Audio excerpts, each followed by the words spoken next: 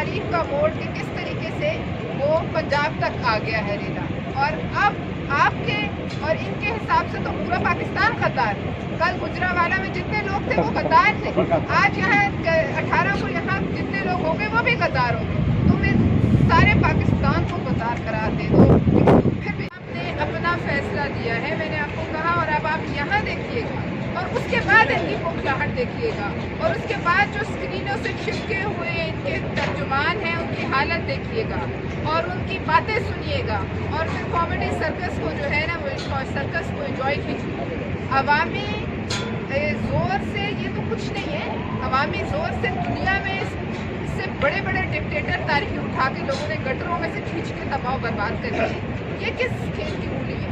یہ تو لوگوں کے ساتھیوں کے سہارے کھڑے ہو کر کرتے رہے ہیں، اپنے شو بھی اور فلمیں بھی اور جلسے بھی۔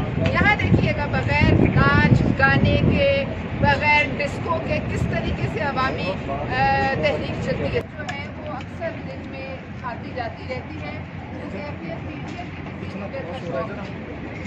راشن کی لیے بھی بوجھ بنی رہے گی اور عوام کے لیے بوجھ رہے گی۔ ختم۔ آپ نے دیکھا پنجاب میں کل پھر بھٹو